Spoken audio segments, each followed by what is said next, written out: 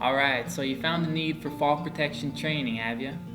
And you found all the different courses with all the different terms and all the different times and all the different prices. And it's like, oh, what do I do? Well, I'm here to help you figure it out. Alright, so let's think your organization and all the people that could be exposed to a fall.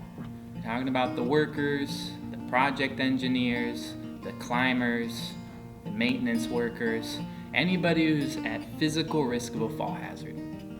This category is typically referred to as the authorized person.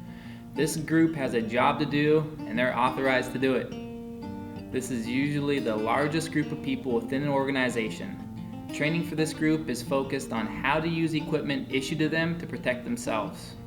It's mechanical type training where the focus is on all the pieces of fall protection equipment, how it works, and the training should provide opportunity for the people to use the equipment.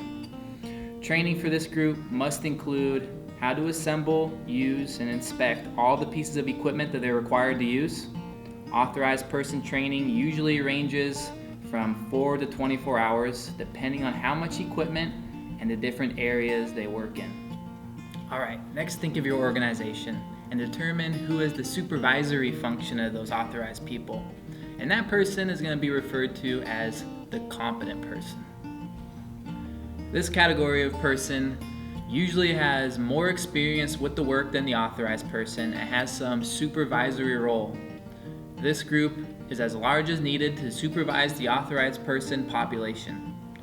Usually competent people are the foreperson, lead hands, senior trades, safety supervisor, project manager, or shift supervisor, but also includes more focus on compliance, problem solving, equipment inspection, and supervision of the organization's fall protection policy and procedures. Competent person training usually ranges from 24 to 40 hours depending on the scope of the competent person duties. Lastly is the captain of the ship, the commander-in-chief, the El Presidente, the program administrator. Program administrator provides a leadership role, primarily developing the program according to need and providing necessary resources. They are responsible for developing the employer's fall protection program according to the employer's needs and local occupational health and safety laws.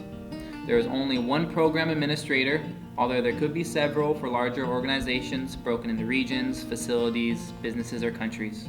And they provide a leadership role focusing on compliance, budgets, equipment procurement, direction for training, and engineering. Program administrator training is usually 24 to 40 hours, but varies as oftentimes the program administrator also fulfills a competent person role. As a minimum, every organization has authorized people, competent people, and a program administrator. Even if you're a painting contractor with 5 people, you have workers exposed to a fall and people in charge. Even if you're a food manufacturer with 6,000 people, you have workers exposed to a fall and people in charge. The challenge is choosing which training content is specific to that group. There are a few supporting roles within your organization that we can talk about now. You may or may not have these people, as they can be internal or external, and they are trainers, qualified people, and rescuers. Trainers deliver training to your staff. They may be taken from a pool of the authorized or competent person group or a hired contractor, but they have an additional skill set of delivering adult education and providing a safe environment where students can use the equipment safely. The qualified person is a subject matter expert and a supporting role to everyone. Usually qualified people are from the engineering community because they are tasked with certifying anchors, building structure, designing horizontal lifelines, and providing drawings and documentation of systems. Rescuers obviously rescue a person who is suspended from a fall arrest system. You may develop rescuers from the authorized person and competent person community or use external emergency services. Well, I hope this helps.